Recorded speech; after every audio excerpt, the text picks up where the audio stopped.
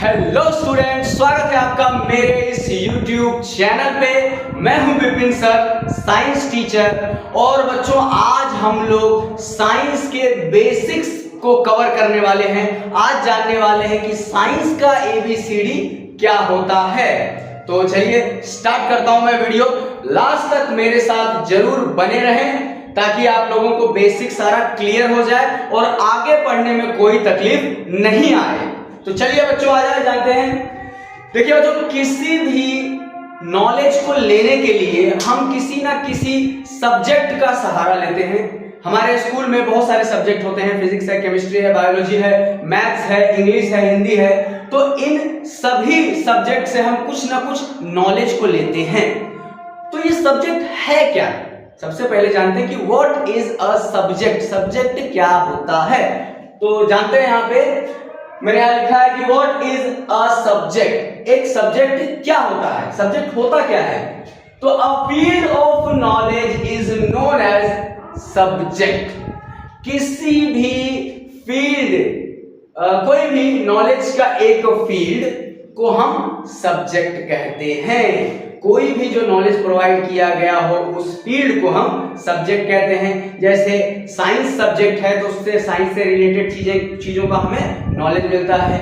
History एक subject है जिससे बीती हुई स्टोरीज, बीते हुए कल का पता चलता है, हमें कहानियां पता चलता है कि लोग कैसे थे, तो कुछ वहां से हमें नॉलेज मिलता है। मैथ से हमें लॉजिक वगैरह का नॉलेज मिलता है, काउंटिंग का नॉलेज मिलता है, हिसाब किताब करने का हम जानते हैं, कैलकुलेशंस जानते हैं।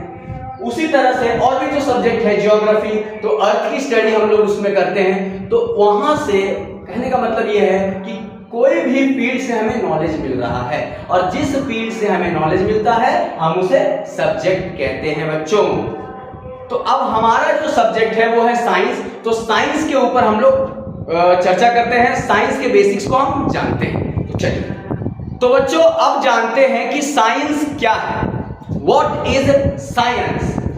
तो study of knowledge about physical, chemical and biological universe is known as science. किसकी study? Study of knowledge. Knowledge लेने के लिए हम पढ़ रहे हैं किसका नॉलेज? तो फिजिकल, केमिकल और बायोलॉजिकल यूनिवर्स का। तो वो नॉलेज हमें साइंस में मिलता है, उसी की स्टडी को हम लोग साइंस कहते हैं।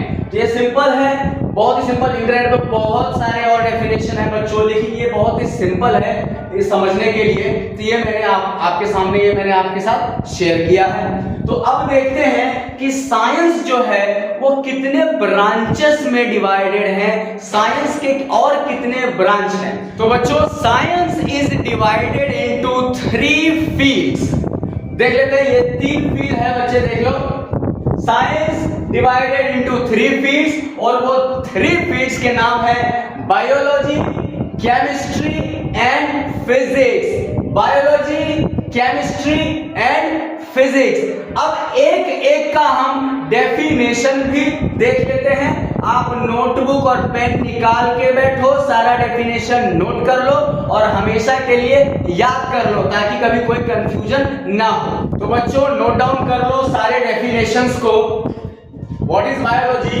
बायोलॉजी का डेफिनेशन है study of living organism is known as biology. Chemistry का डेफिनेशन है study of matters and chemical reaction is known as chemistry. Physics, study of physical quantities which can be measured is known as physics. ये तीनों का definition है, बहुत ही simple और बहुत ही अच्छा डेफिनेशन है। नोट डाउन कर लो, इसको भी याद कर लो हमेशा के लिए। तो देखते हैं कि बायोलॉजी, बायो का मतलब होता है लिविंग ऑर्गेनिज्म, लॉजी का मतलब होता है स्टडी। तो study of living organism, living organism की जो स्टडी करते हैं, जब स्टडी हम लोग करते हैं तो उसको हम लोग बायोलॉजी कहते हैं, उस फील्ड को। केमिस्ट्री में, केमिस्ट्री एक फील्ड है, ब्रांच है साइंस का, उसमें हम लोग क्या स्टडी करते हैं? तो मैटर्स की और केमिकल रिएक्शंस की। अब फिजिक्स में हम क्या स्टडी करेंगे? तो फिजिक्स में स्टडी करेंगे फिजिकल क्वांटिटीज का। कौन से फिजिकल क्वांटिटीज का? उन फिजिकल क्वांटिटीज का जिनको हम लोग मेजर कर सके, उसको माप सके हम लोग। उसको हम लोग फिजिकल क्वांटिटीज कहते हैं। तो क्या दुनिया में ऐसा कोई चीज भी है जिसको हम लोग माप नहीं सकते?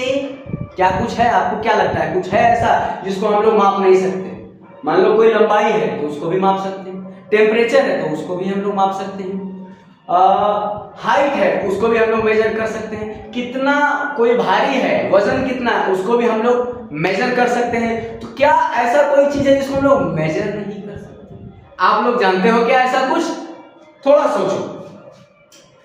अच्छा मान लेते हैं कि कोई लड़का है क्लास में मस्ती कर रहा है, अब टीचर आया उसने कान के नीचे 2 बजा दिया।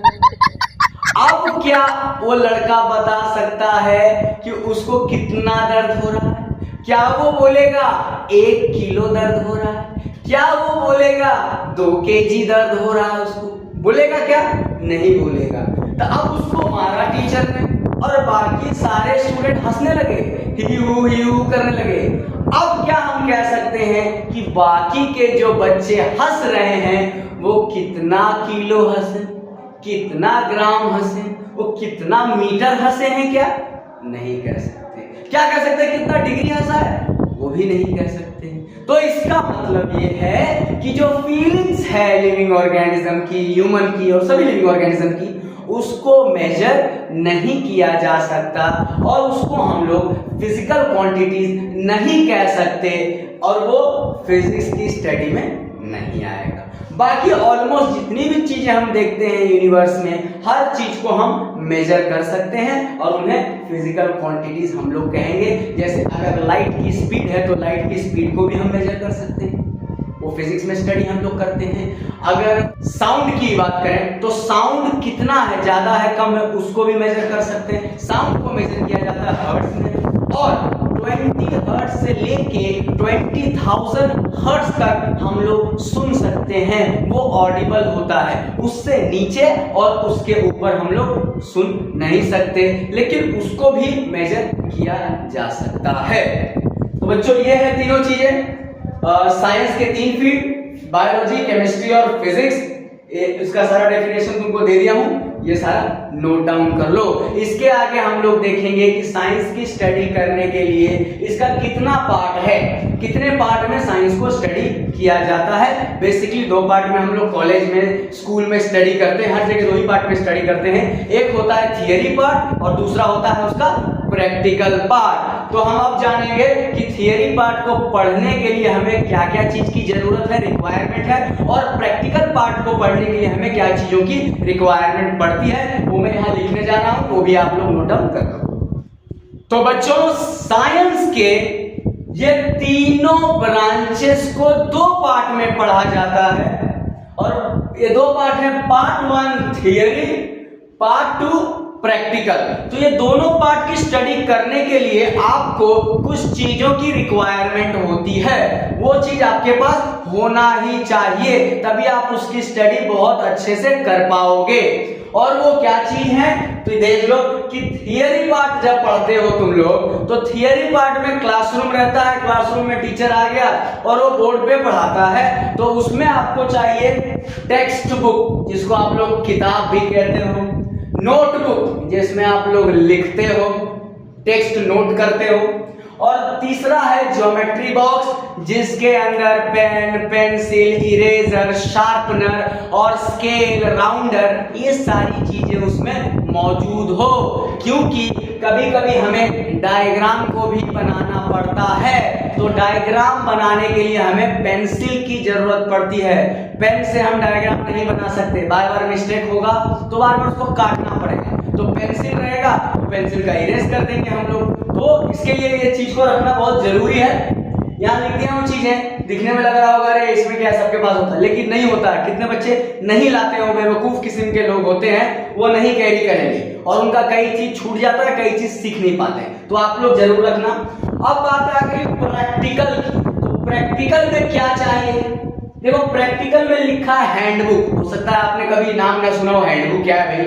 तो हैंडबुक कुछ और नहीं होता बल्कि टेक्स्ट बुक जैसा ही होता है, उसमें भी लिखा हुआ होता है सारे इंस्ट्रक्शन, सारे इंफॉर्मेशन होता है प्रैक्टिकल से रिलेटेड कि प्रैक्टिकल को कैसे परफॉर्म करें, सारा का सारा स्टेप जो है वो हैंडबुक में लिखा रहता है कि क्या क्या चीजों की आपको जरूरत पड़ेगी, तो वो भी इसमें लिखा रहता है, उसको कैसे स्टेप बाय स्टेप करें वो भी लिखा रहता है। उसके बाद आपको जरूरत पड़ती है जर्नल की, तो जर्नल कुछ और नहीं नोटबुक ही है, एक तरह का नोटबुक होता है बड़ा सा, उसमें आपको प्रैक्टिकल को नोट डाउन करना होता है, लिखना होता है रिजल्ट्स को कि आपने जब प्रैक्टिकल परफॉर्म किया तो आपका रिजल्ट क्या आया, वो आपके जर्नल में लिखना होता है। तो यहाँ पे डायग्राम की जरूरत पड़ती है, बहुत सारी चीज आपको टेबल वगैरह बनाना पड़ता है, तो उसमें ज्योमेट्री बॉक्स की जरूरत पड़ती है। यहाँ एक और चीज की जरूरत पड़ती है प्रैक्टिकल में, हर बच्चे को लेके जाना पड़ता है, वो है डाइसेक्शन बॉक्स। अब ये डाइसेक्शन बॉक्स क्या बला है भाई, कोई बला नहीं है, इसके अंदर प्रैक्टिकल करने की सारी इक्विपमेंट रहते हैं। जैसे उदाहरण के लिए for example glass slide, cover slip, forcep, needle, ये सारी चीजें इसके अंदर होती हैं, वॉच ग्लास इसके अंदर होती हैं, वो सारा चीज प्रैक्टिकल के टाइम काम आता है। ज्यादातर इसकी जरूरत हमें बायोलॉजी की प्रैक्टिकल में पड़ता है।